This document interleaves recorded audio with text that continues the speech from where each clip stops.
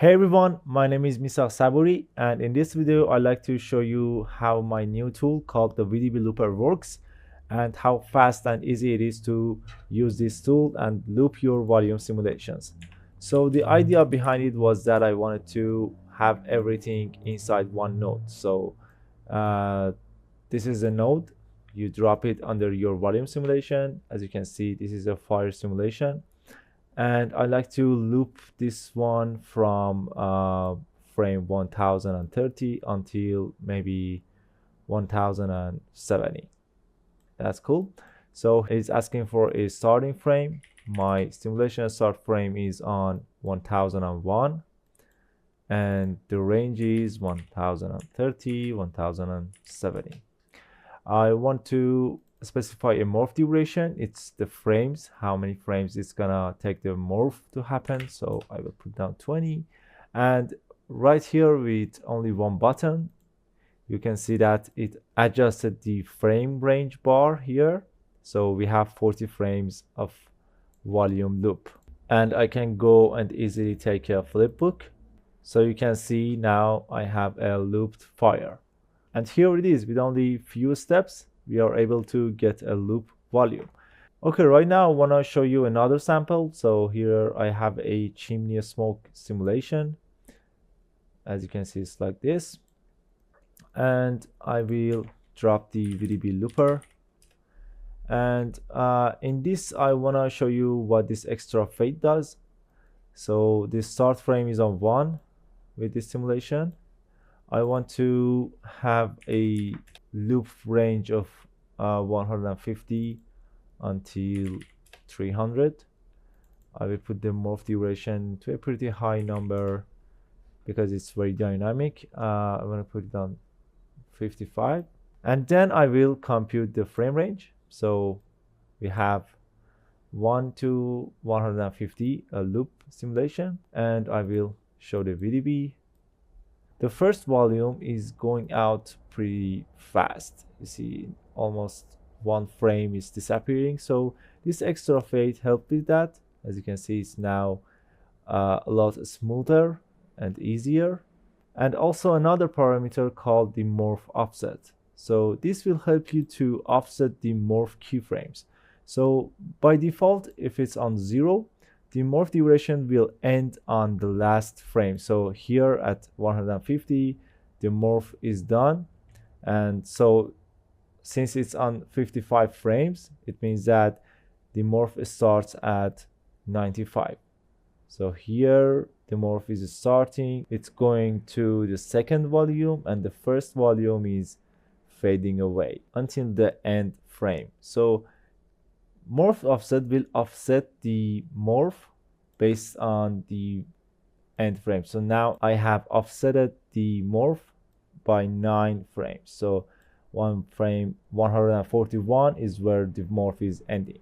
So you can play with this in order to get a perfect seamless morph. I will also get this one's flipbook, and as you can see, it's very good looped. I will just play it in double time so you will see the loop happening. Yeah, just like that. And I have another sample just to show you the rules and what these rules mean. Okay, so this sample is starting from 1001 again. So I'm going to that frame.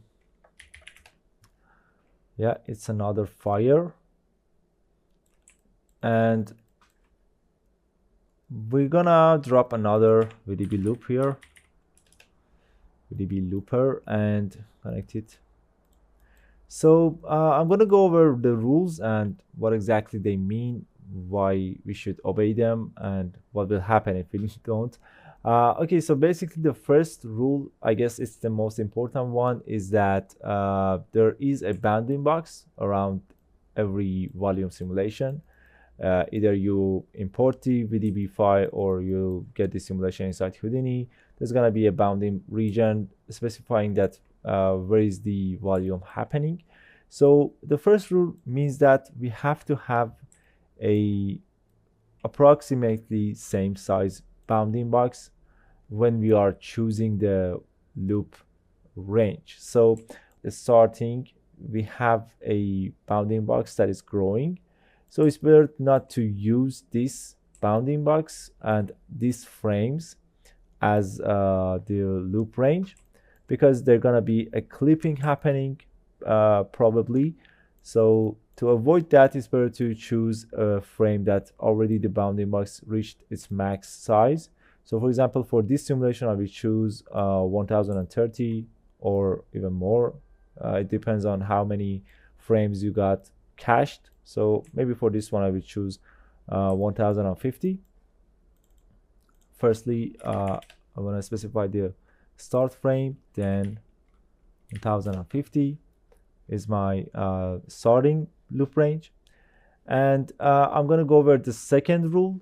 What it means, keep loop range duration more than or equal to duration between loop range start and start frame is can be complicated. I didn't know how to put it in words, but basically what I mean is that in order for the loop node to work properly, is to this range, you see, this duration now is 50 frames.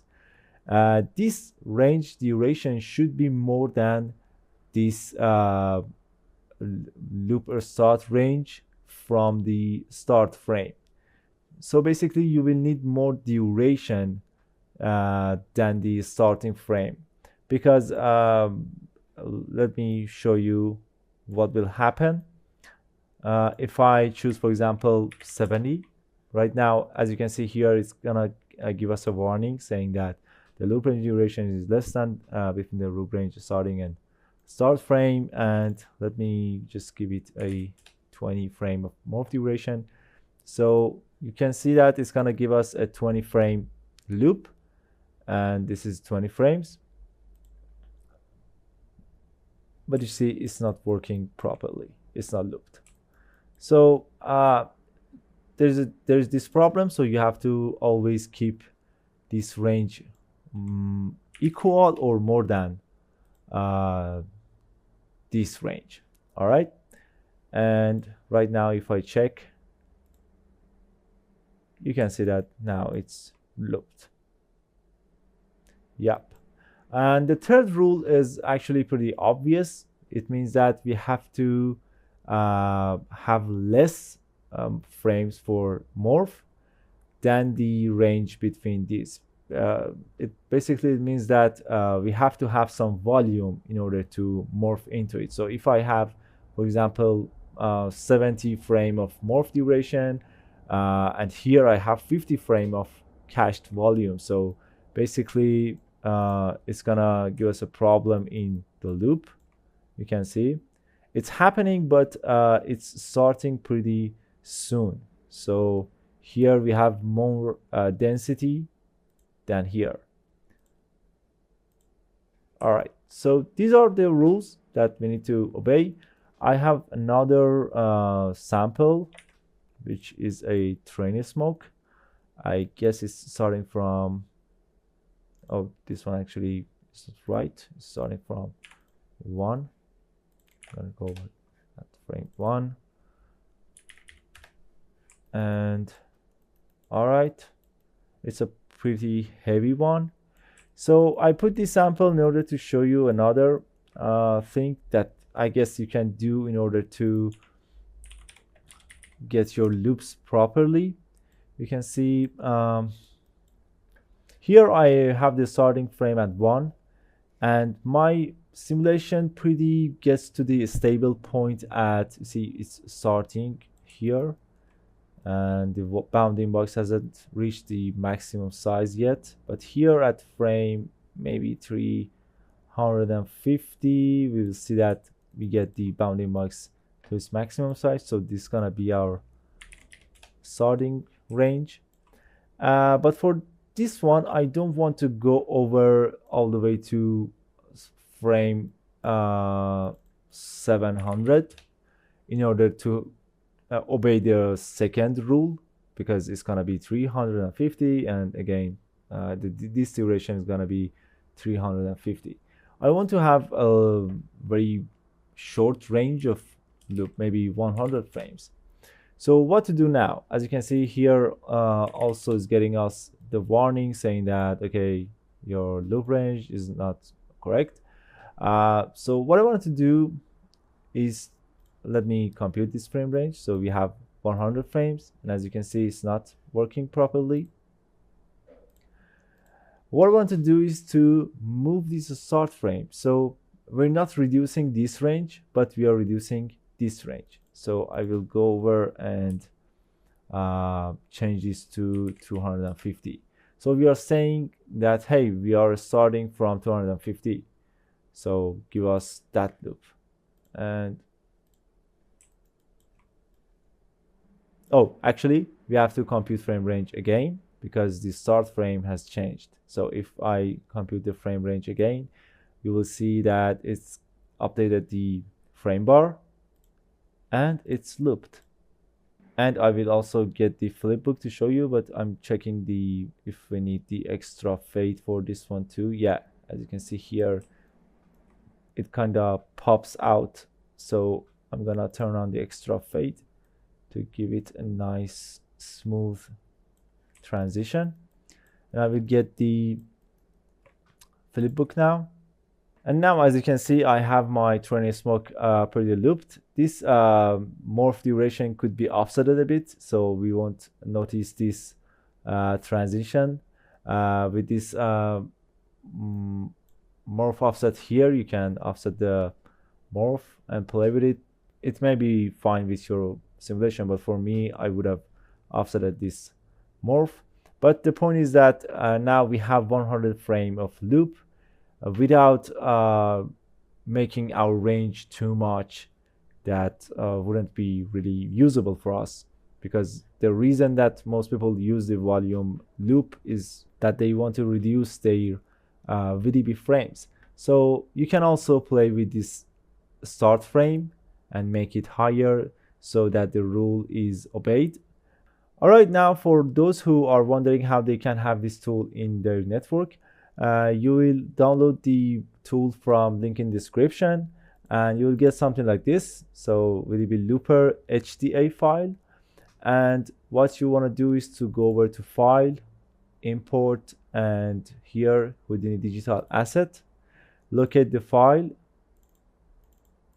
and here you will hit accept.